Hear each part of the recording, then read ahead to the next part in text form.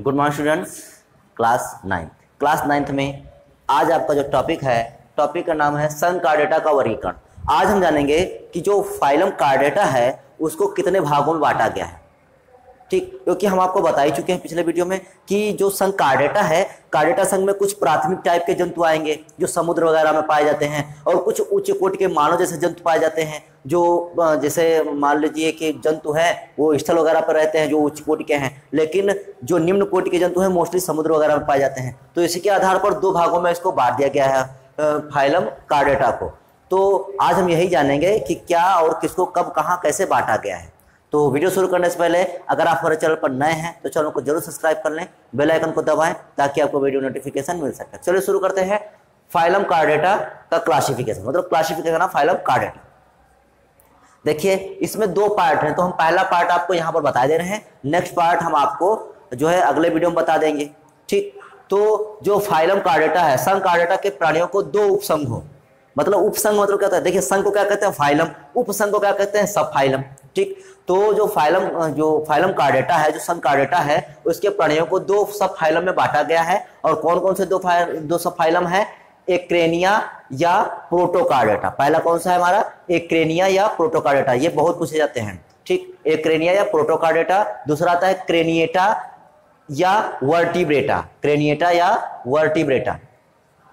तो देखिए हम इस वीडियो में आपको एक्रेनिया या प्रोटोकार्डेटा बता देंगे, जो नेक्स्ट वीडियो बनाएंगे उसमें हम आपको बताएंगे क्रेनिएटा या वर्टिब्रेटा क्या होता है।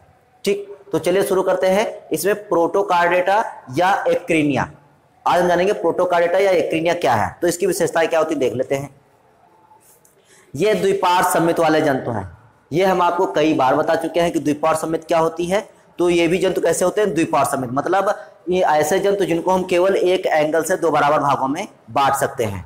ठीक, तो ये ऐसे जंतु क्या कहलाते हैं? इनकी समिति कैसी कहलाती है? द्विपार्श्व समिति कहलाती है। तो ये द्विपार्श्व समिति वाले जंतु हैं। अगला, इनमें देहगुहा पाई जाती है, जैसा कि हम लोगों में है देहगुहा होती है, मतलब अंदर खोखला स्थान, जैसे को हम आमाशय बोलते हैं, वो जिसको हम लोग उदर गुहा बोलते हैं, आमाशय नहीं बल्कि क्या बोलते हैं? उदर गुहा बोलते हैं।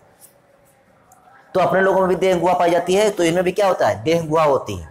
तो द्विपार्श्व समिति वाले जंतु हैं और देहगुहा पाई जाती है। अगला, इसके अतिरिक्त इनमें शारीरिक संरचनाओं के कुछ नए लक्षण पाए जाते हैं, जैसे नोटोकार्ड। मतलब ये तो दो चीजें हैं, मतलब द्विपार्श्व समिति है और देहगुहा है, ये तो है। इसके साथ साथ और क्या होता है? तो इसके अतिरिक्त, मतलब इन चीजों के अतिरिक्त, तो इसके अतिरिक्त इनके शरीर संरचनाओं के कुछ नए लक्षण पाए जाते हैं। मतलब इनमें क्या होता है? कुछ नए लक्षण होते हैं, कुछ नए लक्षण होते हैं। ये तो देखिए, ये तो जो दोनों लक्षण है तो और भी फाइलम के जंतुओं में भी हैं। भाई आपने इससे पहले कार्डेटा फाइलम से पहले जो जंतु पढ़े थे तो उनमें भी तो कुछ फाइलम ऐसे थे जिनमें द्विपार्श्व समिति और देहगुहा पाई जा रही थी। ठीक, लेकिन इसमें तो देहगुहा पाई जा रही है, मतलब दोनों चीजें हैं ये लक्षण, लेकिन इसके अतिरिक्त और क्या है? तो इसके अतिरिक्त एक कुछ नए लक्षण है, जैसे क्या? नोटोकार्ड। मतलब इनमें क्या पाई जाती है? नोटोकार्ड। जैसे अपने लोगों में मेरुरज होती है, जो उच्च कोटि के जंतु होते हैं उसमें क्या होता है? मेरुरज होता है। जो निम्न कोटि के कार्डेटा संघ के जंतु है उनमें क्या होते हैं? नोटोकार्ड होती है। ठीक, तो इनके फाइलम में कुछ, इस फाइलम में क्या होगा कि कुछ नए लक्षण पाए जाएंगे, जैसे नोटोकार्ड वगैरह।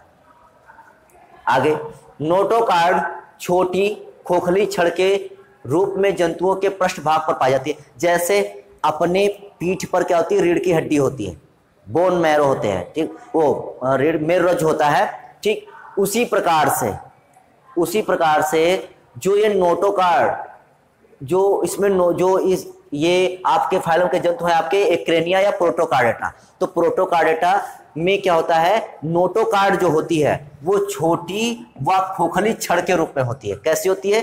खोखली और छोटी छड़ के रूप में होती है। ठीक, जंतुओं के पृष्ठभाग पर पाई जाती है।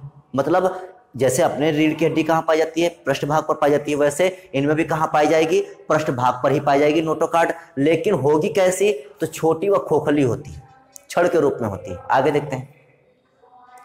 नोटोकार्ड तंत्रिका ऊतक को आहार नाल से अलग करती है।